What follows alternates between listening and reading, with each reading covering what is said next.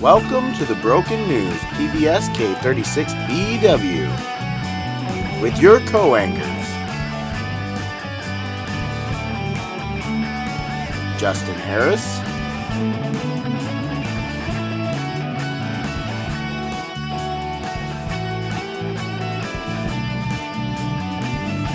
and Cody Best.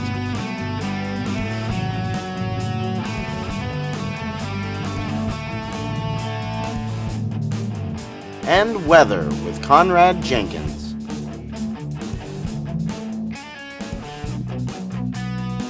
This is your Broken News.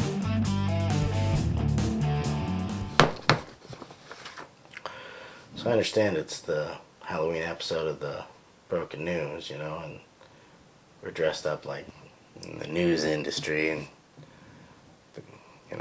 you obviously are a reporter. You got that press badge. What am I supposed to be? Yeah, I'm a reporter and you're a news guy.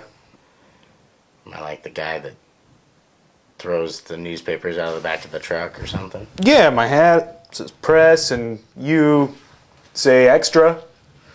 Hello, Thompson Falls, and welcome to the 35th episode of the Broken News, Halloween episode. It's a beautiful day in Sanders County, ladies and gentlemen. Yes it is. Don't forget to count the number of times we say Sanders County and then send your answer to pbsbrokennews@yahoo.com with your name and address so we can get you your prize of a gift certificate from Little Bear Ice Cream. Now for some news. There was a groundbreaking ceremony for the High Bridge project Thursday morning, which was followed by the first day of construction on the project. Nice, this is exciting. The project is finally rolling. I can't wait for the bridge to be complete. I agree, but the project isn't quite where it needs to be at this point. What do you mean? They're already building it, you said. Well, the project still needs some funding. The construction began so soon due to a provision with some of the federal funds that were put into it. The feds? I knew there was a catch. No, it's not like that at all. The funds just came with a requirement that the construction phase be started by a certain date. The High Bridge Committee has faith that our town will pull through to find the necessary funds to put them where they need to be. Oh, I see. Come on, T-Falls. We can do it. I agree. Man, if broadcast time could turn into money, I'd do my part by broadcasting all day and all night. If broadcast time could turn into money, we'd both be rich by now. Remember when we saved the committee that huge expense by reporting that there was no need to spend the funds on lighting, since no one could go out there after dark anyway? Yes, you were very clever. Thank you. I like to be told that I'm clever. It's one of my favorite words. Anyway, this bridge could end up getting quite a few pedestrians and bikers coming through. Where are all these guys going to park their cars? Well, I heard from Carla Parks that the Valley Bank is going to share their parking lot for the purpose of handling all the traffic that will be coming through. Oh, that'll be nice. I heard that the rumor that they're going to be paving over Ainsworth Field to make parking. No. That's sacred ground around here. Darn right it is. Valley Bank parking, that will work out perfect. I don't see many people parking on the east side of their parking lot, so as long as High Bridge people park over there, it shouldn't affect business too much, I wouldn't think. No, it should be work. It should be work. Really good. Many thanks to the High Bridge Committee, all those involved, and especially all you donors out there who have made this wonderful project possible. Well, in case you haven't been following the story, and trust me, it's a hard one to follow, the saga that is the fate of the local PBS station continues. Yeah, I went to a county commissioners meeting last week to talk a little bit about the Broken News, but I couldn't stick around to see what was going on. I had to get out of there. They were talking about a grant for the local PBS TV station. Yeah, well, let me explain it all because it's a complicated issue. As you already know, all network stations were required to convert from analog to digital this last June. Yeah, and that turned out great. Smooth transition. Yeah, there are a few bugs that still need to be worked out, but come on. Isn't that an awesome picture quality? Yeah, when it comes in. Anyways, that's not the issue at hand. The stations went digital. Get over it. However, since our station here in Thompson Falls, K36BW, is a low power station, we weren't required to switch over in June. Well, it's kind of a bummer that we didn't. Some of our local viewers aren't even aware that we're still on the air. It's kind of ironic. Here we are in the old bunny ear method, the same type of antenna setup that has been used since the onset of television, and people are still having a problem with receiving our channel. Just turn off your box, people, and turn your TV to channel 36. It should be that easy for most everyone. Well, that will solve our problem for now. But our station, too, is required to switch to digital by 2012. 2012? Then the prophecies are true. What's the matter with you? Just joking. So we got to switch by 2012. What's the big deal? You know how much it costs to convert a TV station to digital from analog? No, not really. It's not my area of expertise. But I'm sure I could research it and get back to you with an appropriate... It's a lot. But there seemed to be a glimmer of hope in the way of a grant from the FCC for just this thing, converting low-powered TV stations to digital. What's the deal? Tell me more.